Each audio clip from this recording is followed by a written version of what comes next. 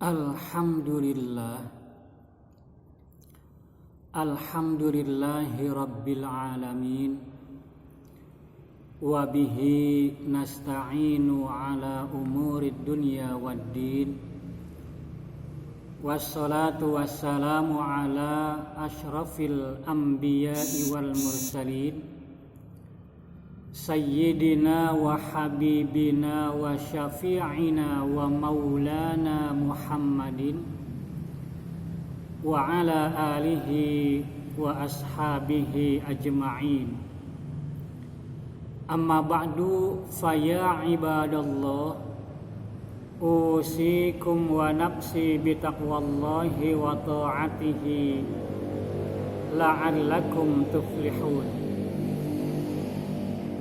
Qala Allah Ta'ala fi kitabihil karim, Bismillahirrahmanirrahim. Alif Lam Mim. Dzalikal kitabu la raiba fihi hudal lil muttaqin. Wa qala an-nabiyyu sallallahu alaihi wasallam, man qara'a harfan min kitabillah falahu bihi hasanatun wal hasanatu bi asyri amsalihha. Shadaqallah wa shadaqa Rasulullah sallallahu alaihi wasallam.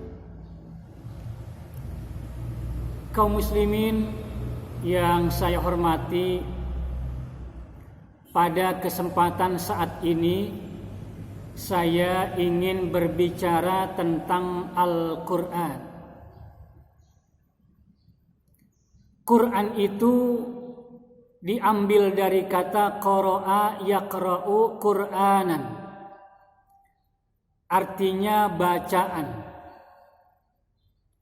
Namun menurut istilah, Al-Quran itu adalah kalamullah al-munazzalu ala Muhammadin al-manqulu min suratil Fatihati ila suratin Nas al-muta'abbad bitilawatihi. Al-Quran itu adalah kalamullah yang diturunkan kepada Nabi Muhammad sallallahu alaihi wasallam dari surat Al-Fatihah sampai dengan surat An-Nas, dan menjadi ibadah bagi orang-orang yang membacanya.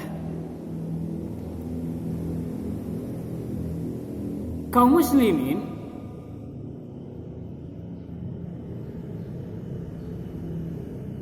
Al-Quran itu terdiri dari 114 surat. Dari mulai surat Al-Fatihah sampai dengan surat An-Nas.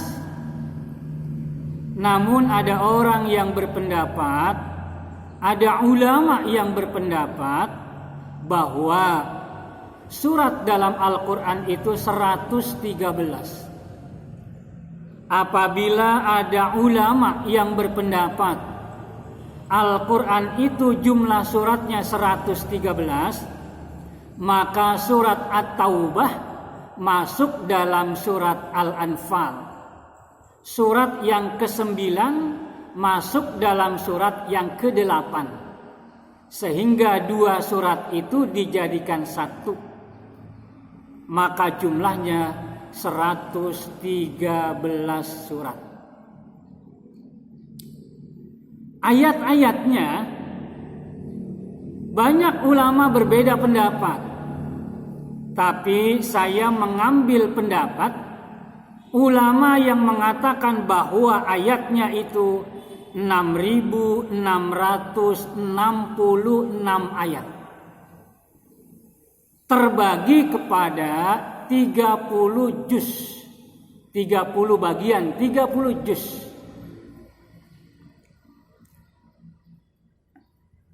Kaum muslimin yang saya hormati, isi Al-Quran itu ada akidah, ada ibadah, ada muamalah, ada kisah-kisah para nabi, kisah-kisah para rasul, kisah-kisah orang terdahulu. Ada juga ilmu pengetahuan di dalam Al-Quran itu. Kaum muslimin, Al-Quran banyak fungsinya. Di antaranya, pertama, Al-Quran sebagai petunjuk. Hudan, baik petunjuk bagi manusia, petunjuk bagi orang-orang yang beriman, maupun petunjuk bagi orang-orang yang bertakwa. Artinya, petunjuk maksudnya adalah memberikan jalan menuju kebahagiaan, menuju ketenangan yang pada akhirnya nanti di akhirat menuju surga. Di dalam Al-Quranul Karim Allah katakan Alif Lam Mim Dzalikal kitabu la raiba fi hudan lil muttaqin. Kaum muslimin, yang kedua, Al-Quran itu berfungsi sebagai Al-Furqan, artinya pembeda antara yang hak dengan yang batil. Dijelaskan oleh Allah, ini yang hak, ini yang batil, ini yang benar, ini yang salah, ini yang diperbolehkan, ini yang tidak diperbolehkan. Ini makanan yang halal, ini makanan yang haram. Jadi Al-Quran diturunkan fungsinya sebagai Al-Furqan antara yang hak dengan yang batil. Tabarakalladzi nazzala al-furqana ala 'abdihi liyakuna lil 'alamina nadhira. Maha suci Zat yang telah menurunkan Al-Furqan kepada hambanya agar menjadi peringatan bagi alam semesta ini. Yang ketiga, Al-Quran itu sebagai obat, baik obat jasmani maupun obat rohani. Allah katakan, wa nunazzilu minal Qur'ani ma huwa shifaa'un wa rahmatun lil mu'minin. Kami turunkan Al-Quran itu sebagai obat, baik penyakit lahir maupun penyakit batin, penyakit badan maupun penyakit hati.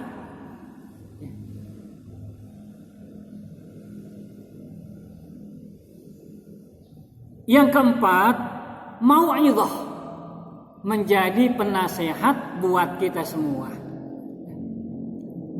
Jadi Al-Quran yang menjadi pegangan kita, menjadi imam kita, itu adalah petunjuk buat kita semua dalam kehidupan di alam dunia ini menuju kehidupan alam akhirat yang kekal dan abadi. Kaum muslimin, betapa mulianya Al-Quranul Karim. Makanya sebagian ulama berpendapat bahwa Al-Quran yang dicetak itu tidak boleh disentuh, tidak boleh dipegang, kecuali orang-orang yang dalam keadaan suci. Mengambil ayat Al-Quran, la yamassuhu illal mutahharun, tidaklah menyentuh Al-Quran itu kecuali orang-orang yang suci. Dari ayat ini ulama berpendapat jangan memegang Al-Quran ketika kita sedang berhadas, baik hadas kecil maupun hadas besar. Karena Al-Quran begitu mulianya, orang-orang yang belajar Al-Quran, orang-orang yang mengajarkan Al-Quran, termasuk orang yang terbaik di alam dunia ini. Kata Rasul, khairukum man ta'allamal Qur'ana wa 'allamahu. Sepaling baik kalian adalah orang yang mengajarkan Al-Quran dan orang yang mempelajari Al-Quranul Karim. Kaum muslimin yang saya hormati, kalau kita membaca Al-Quranul Karim satu huruf saja, Allah akan memberikan satu kebaikan. Satu kebaikan itu akan dibalas dengan 10 kebaikan. Kata Rasulullah, man qara'a harfan min kitabillah, siapa yang membaca satu huruf dari Al-Quranul Karim, falahu bihi hasanatun, maka baginya dengan sebab membaca itu dia mendapatkan satu kebaikan. Wal hasanatu bi asyri amsalihha, dan satu kebaikan itu dibalas dengan 10 kebaikan. Dilanjutkan, kalau orang membaca alif lam mim tidak dikatakan satu huruf, tapi dikatakan 3 huruf. Alif 1 huruf, lam 1 huruf, dan mim 1 huruf. Kaum muslimin yang saya hormati, Nabi besar kita Muhammad sallallahu alaihi wasallam agar menjadikan Al-Quran itu sebagai imam dalam kehidupan. Apa itu imam? Imam adalah sesuatu yang harus kita ikuti. Al-Quran berkata ke utara, seharusnya kita ke utara. Al-Quran berkata ke selatan, harusnya kita pergi ke selatan. Al-Quran melarang riba, jangan kita kerjakan riba. Al-Quran melarang perzinahan, jangan kita melakukan perzinahan. Al-Quran menyuruh sholat, kita kerjakan itu sholat. Al-Quran menyuruh zakat, kalau kita mampu kita kerjakan itu zakat. Itu artinya kita menjadikan Al-Quran sebagai imam dalam kehidupan kita. Man ja'alal Qur'ana amamahu qadahu ilal jannah. Siapa yang menjadikan Al-Quran itu imamnya, maka Al-Quran akan menunjukinya ke dalam surga. Wa man ja'alal Qur'ana khalfahu saqahu ilan nar. Siapa yang menjadikan Al-Quran di belakangnya, maka Al-Quran akan menunjukinya ke neraka. Na'udzubillahi min dzalik. Oleh karena itu, jadikan Al-Quran sebagai imam dalam kehidupan kita. Kaum muslimin, sering-seringlah kita membaca Al-Quranul Karim, baik membaca dengan memandang Al-Quran itu sendiri maupun membaca dengan tidak memandang. Namun membaca dengan pandangan mata menjadi ibadah yang paling afdol. Saya teringat hadis baginda Rasul, afdalul ibadah qiraatul Quran nadhran. Ibadah yang paling afdal adalah membaca Al-Quran dengan pandangan mata. Kaum muslimin yang saya hormati, apalagi kalau kita membacanya di dalam sholat. Membaca Al-Quran di dalam sholat itu lebih afdal daripada membaca Al-Quran di luar sholat. Membaca Al-Quran di luar sholat itu lebih afdal daripada kita bertasbih dan bertakbir. Bertasbih dan bertakbir itu lebih afdal daripada bersodakoh. Bersodakoh itu lebih afdal daripada berpuasa. Puasa itu adalah junnah dari neraka.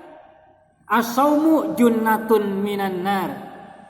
Puasa itu menjadi dinding bagi neraka, dari neraka.